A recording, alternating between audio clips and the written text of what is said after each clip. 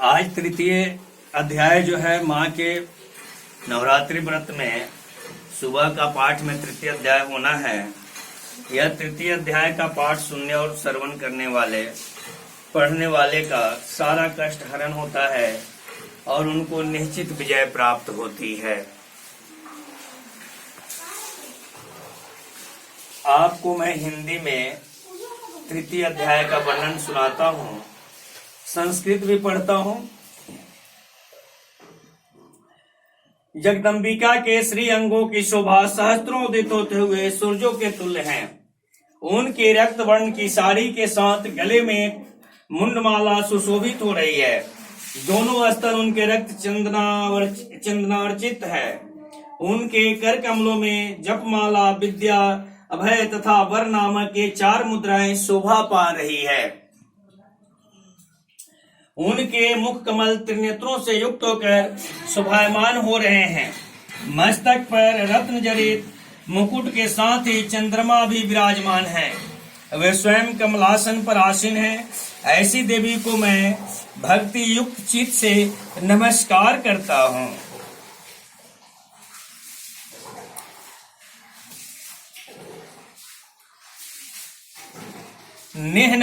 निहन्यमानम तत्सैन्य मौलोके महासुर सेनानिश्चोर कोपादय युद्ध धूम धाम्बिकाम।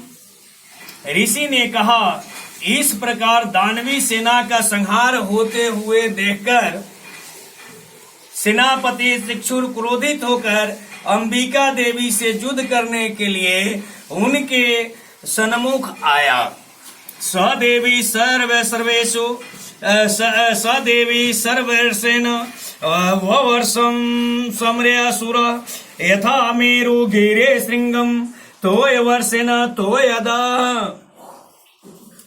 सुमेरु पर्वत के शिखर पर होने वाली मेघों की वर्षा की भांति वह दानव देवी अपने बाणों की वर्षा करने लगा।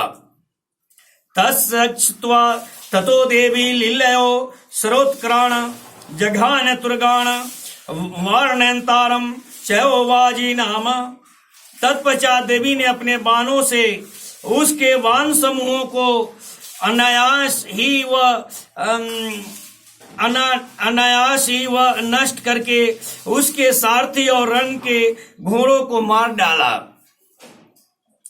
चिक्षेदश्चधनो सद्योध्वजम चाति समुक्षितुम विव्याध श्रयो गात्रेषु छिन्न धनवान मासु गया सक्षिन धनवा विरथो हृतासो हृत सारथी अभ्ये घावत ताम देवीं खरगे चर्मधरो असुर।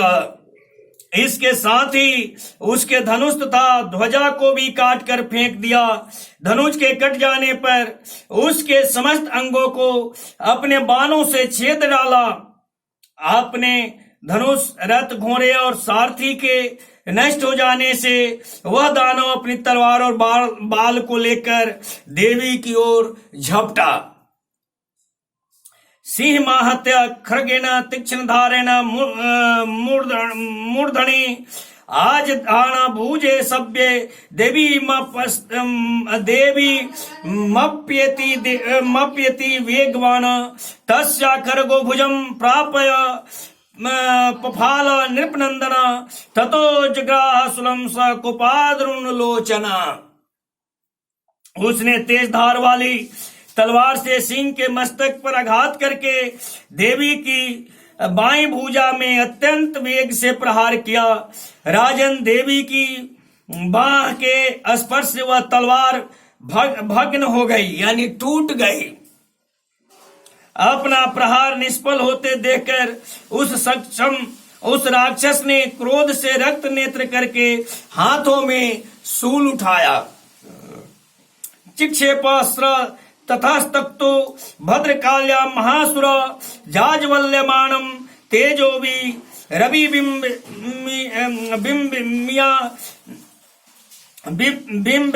मिवाम्बरात। तब उस महादानों ने देवी भद्रकाली के ऊपर अपना शूल चलाया। वह शूल आकाश मंडल से गिरते हुए सूर्य मंडल के समान अपने तेज से दीप्यमान हो गया।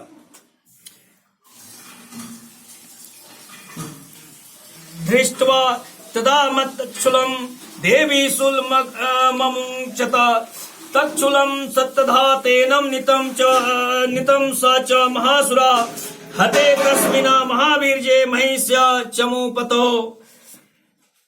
आज गाम गजारूढ़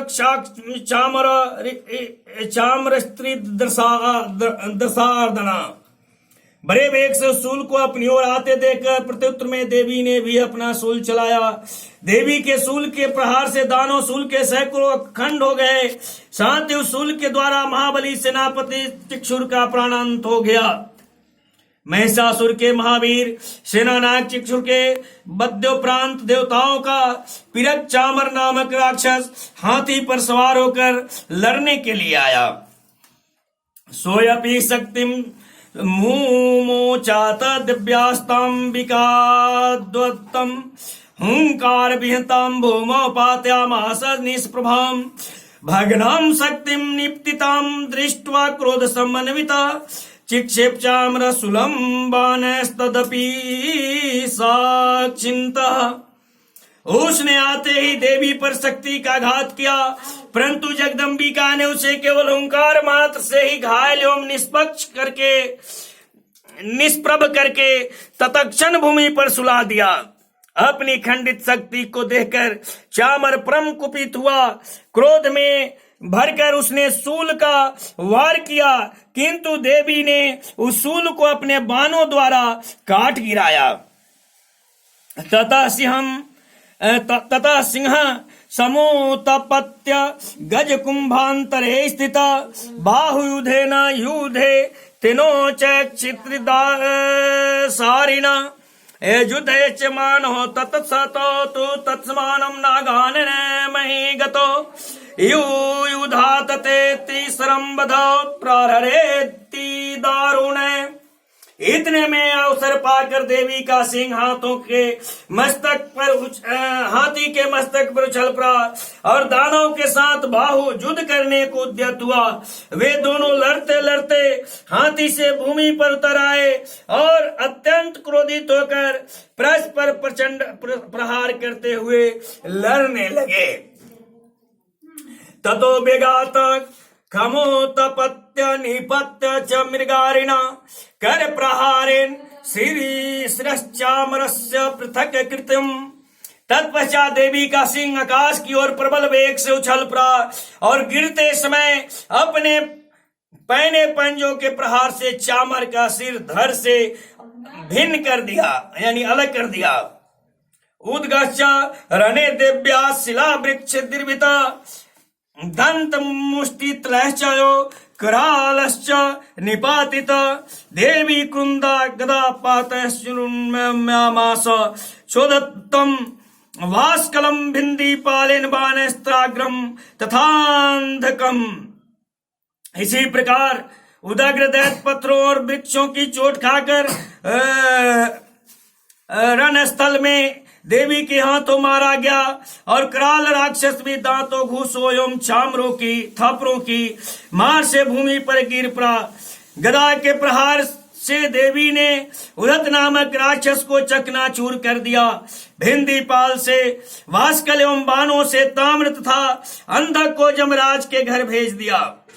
उग्रासम उग्र वीरजम च तथा च महाहनुम त्रिनेत्रा च त्रिशूलेन जघान परमेश्वरे बिडालस्यासीना कयात पात्यामास वैशिरा दुर्धरम दुर्मुखम चोभौ शरैर्निर्णयम् क्षयम्। त्रिनयना परमेश्वरी ने अपने त्रिशूल से उग्रवीर तथा महानो नामक दानव को मार गिराया। बिडाल दैत्य के मस्तक को तलवार के आघात से मुंडहीन कर दिया। दुर्धर और दुर्मुख नामक दोनों राक्षसों को अपने बाणों से बिंधकर यामालय में भेज दिया। एवं संक्षीये माने तो सर्व स्वसैन्य महिषासुर माहिषेन स्वरूपेण त्रास्यामास तानाग्रान् काचिन्तुण्ड प्रहारेण कुरुक्षेपस्तथापरणं लतांगितान क्षम्भ्याम च विदारितान। इस प्रकार अपनी सेना का क्षय होते देखकर महिषासुर ने भैंसे का रूप बनाकर देवी के गणों को त्रस्त करना प्रारंभ किया। उसने किसी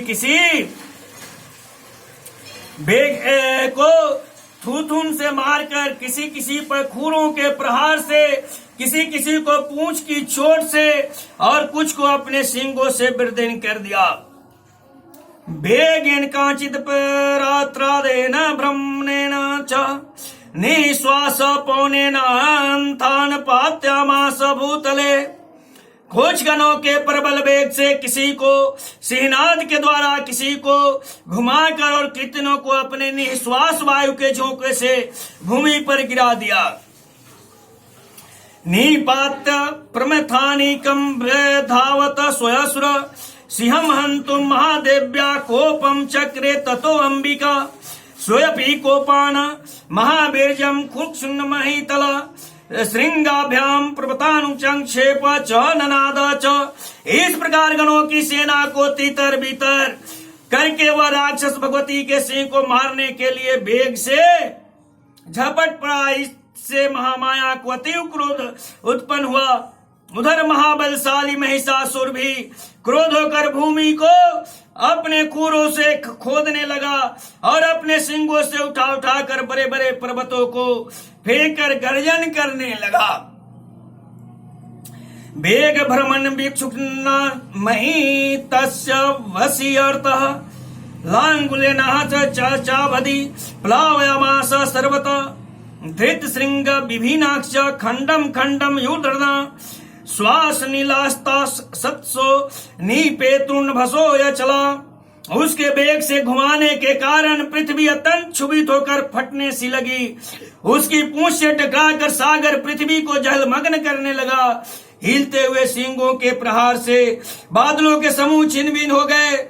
इसके श्वास की प्रबल वायु के कारण उड़ते हुए सैकड़ों पर्वत आकाश से भूमि पर गिरने लगा। इति क्रोध समाध्यात्मापतंतम महासुरम दृष्ट्वा सा चंडिका कोपम तद्वधाये तदा करोता।